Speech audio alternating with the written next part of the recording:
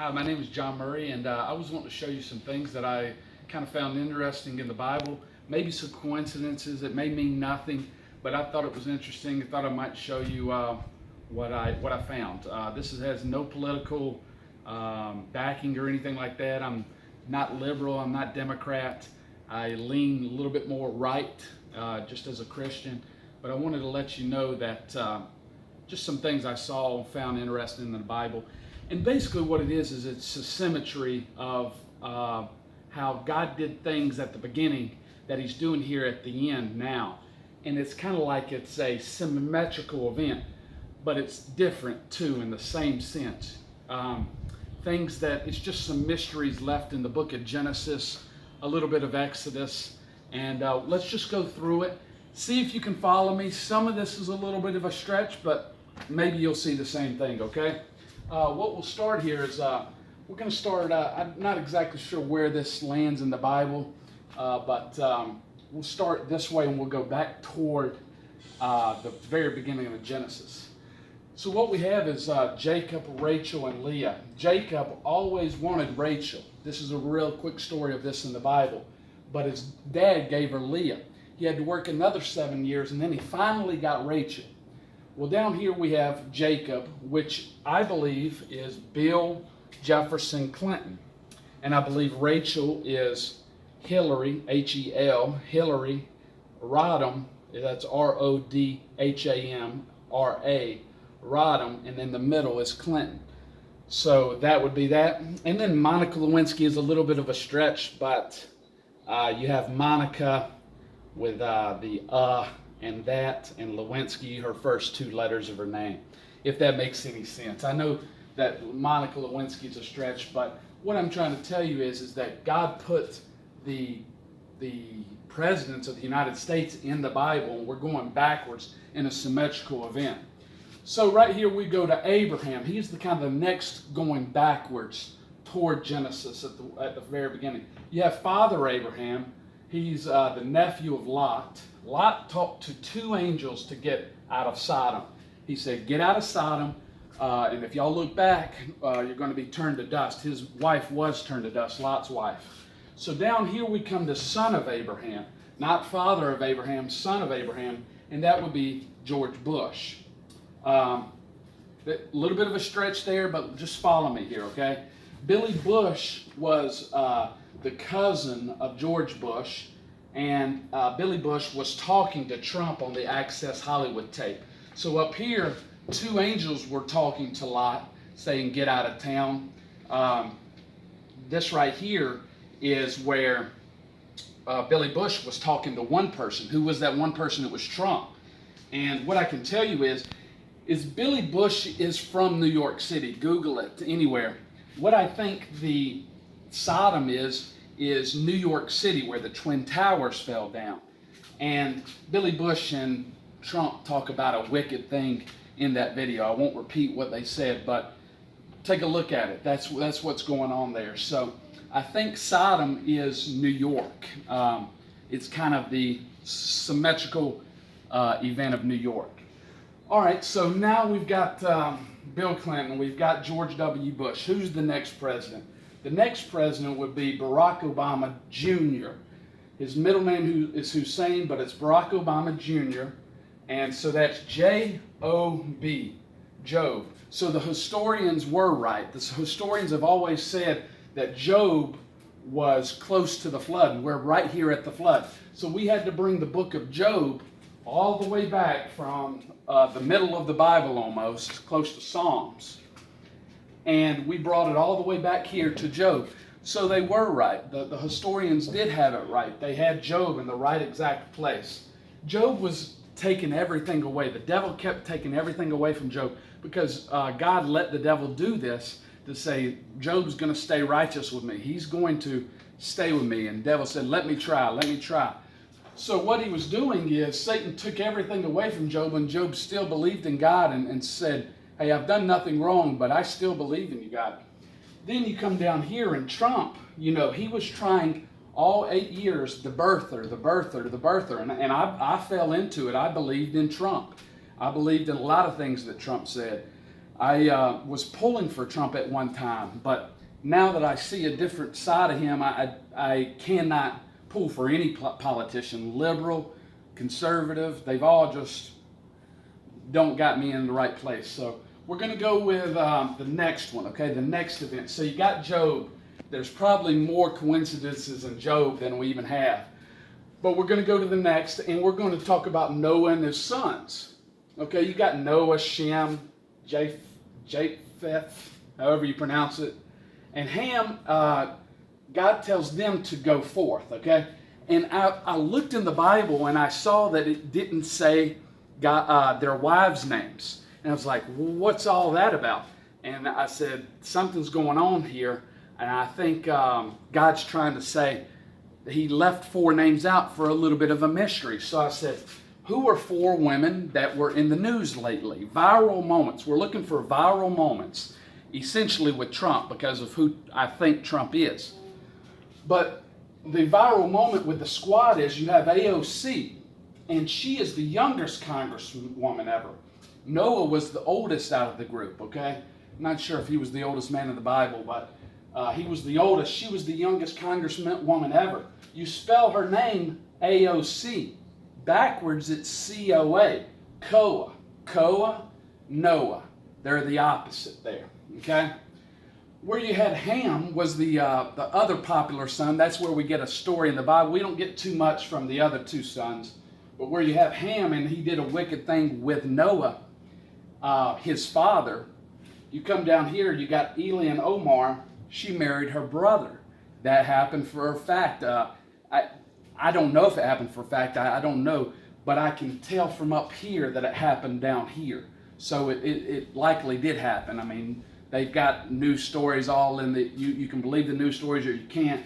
But with me, I get little verification that since this happened, this right here happened. She didn't marry her father. She didn't do what Ham did. She married her brother. Got a couple of more things here, and we're almost done. This was chapter 6, okay? This is the beginning of chapter 6. The sons of God having intercourse with the daughters. And I say the sons of Satan having sex with daughters. This would be Jeffrey Epstein having intercourse with little girls type thing. So up here you have the sons of God, and this is the sons of Satan. I know that's a little bit of a stretch, but we're going to go with that just to continue the story, okay? Okay, so right here is the next is chapter 5. Listen, look at chapter 5. There's a lot of genealogy in chapter 5. And I can tell you there's a lot of names that look very familiar with names as of today. But to tell you who's who and everything like that, I can tell you that I'm not sure what's going on there. But chapter 5, take a look at it. All right? Now, chapter 4 is Cain and Abel. All right, we're going to talk about Cain. Have you ever heard of anybody named Cain any time around in this modern time? We'll go with John McCain. I'll just tell you, I like to kind of leave people with a little suspense so they can help me. But we've got John McCain. Cain killed his brother Abel. He was a groundsman, and he had a mark on the body that the Bible doesn't tell us where he put his mark. I'm about to tell you where I think God put his mark. I don't know this, but I'm going to tell you where I think it is. John McCain saved his brother's life by saving Obamacare. Hey, you may not like Obamacare. You may have bought into the lies that I've bought into that, hey, Obama's a bad guy. I don't know if he's going to heaven. I hope he is, okay? But John McCain saved Obamacare by a thumbs down. It was a big viral event about 2 or 3 years ago. John McCain was an airsman. He wasn't a groundsman. He was an airsman, so opposite there. And before he died, he had a mark above his left eye. So if John McCain had a mark above his left eye, and we're talking kind of opposites here, and we want to know where was Cain's mark. It doesn't tell us. It's a little mystery God left out there. Well, his was on his left eye, okay? And if we're talking about opposites, I think Cain's mark was on his right foot. I think it was on his right foot. So John McCain, right before he died, had the mark right there. I think Cain, in the Bible, his mark was on his right foot. I hope that makes sense to you. I'm going to show you the next event. This weren't really one of the last events. I want to tell you a couple of other things, okay? Right here at the beginning, we had God, Eve, and Adam, okay? This is chapter 3. God, Adam, and Eve, if you want to say. God put Eve on trial. He says, what did you do? You ate the fruit. Why did you do that? And God says, he just kind of puts her on trial there. Down here at the end of the verse, the symmetrical event, and we're in chapter 3 now, so we ain't got much more to go. It's almost here. The time has come for God to come back, kind of like a rapture. The rapture. Let's pray that it's the rapture. But right here at the so-called end, you have Trump, Adam Schiff, and Adam Schiff's wife's name is Eve. Look it up. Google it. That you won't hear much about that. Nobody's going to go tell you that. I sat on my couch and I said, let's see if there's more to Adam Schiff and this little symmetrical event. And I said, what's Adam Schiff's wife's name? I sat there on the couch, I looked down, and my mouth was like open for about 10 minutes. What I'm trying to tell you is Eve Schiff is Adam Schiff's wife's name. So Adam put Trump on trial. God put Eve on trial. It's kind of a symmetrical event.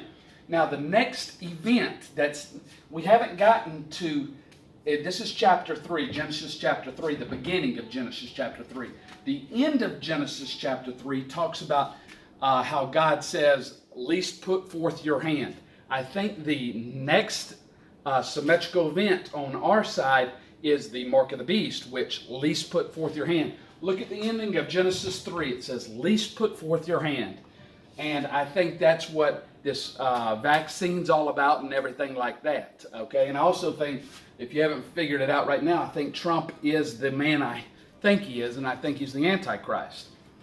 So what I can tell you is a couple of more things. In the Bible, it's in Corinthians, I think it's 15:52. I'm not positive on this, but it says at the last trump, okay?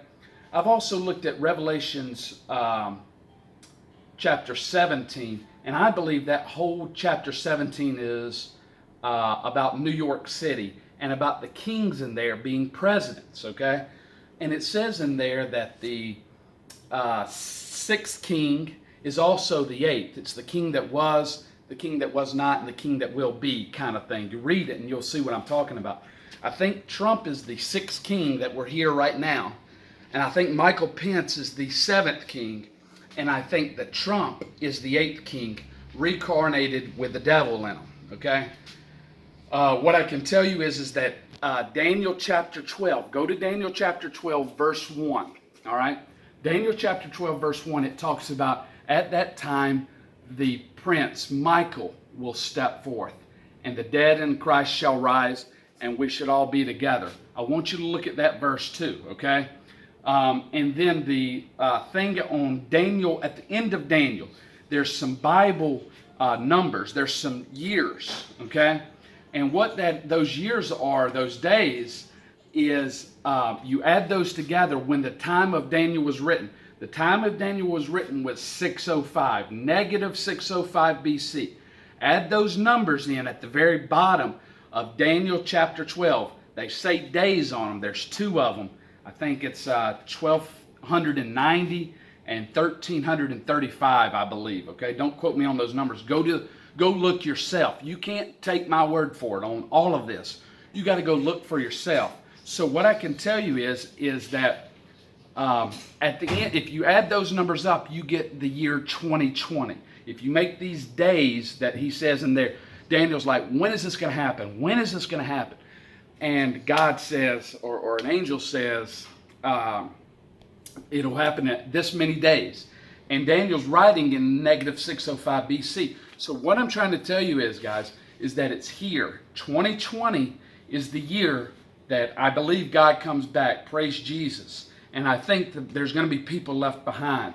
I'm not trying to scare you. I'm not trying to be a doomsdayer. But I hope you see the things that I've seen, okay? And if you can go backwards, the next event after least put forth your hand, go backwards in the Bible where it says the first marriage. What does the first marriage mean? Well, that means the second divorce. The last divorce. The first marriage means the last divorce. That means that what I think it means is Trump and Melania are going to get divorced, but because Satan doesn't like men, okay? Satan doesn't like men, so he's not Donald Trump anymore. Donald Trump's a womanizer and he likes women. After he comes back to life or whatever, however he passes away, he doesn't like men anymore, so he gets divorced. Last thing I want to tell you is I have an event right here that's this way, and I think it's Joshua up here, and I think it's Benjamin Netanyahu there, okay? It's a little bit of a stretch, but Joshua did something where he gave the Golan Heights away, and yeah, I think that came from God. Don't quote me on this, but I think God gave him the land and he distributed the Golan Heights to people, okay? Down here, Benjamin Netanyahu gave Trump land. He gave him land in the Golan Heights, and it's now called Trump Heights, okay? So I want you to know that I love you, and I want to see maybe somebody come to Christ out of this. I don't know, but feel free to forward and like to your friends. I'm not going to put this as a listed video.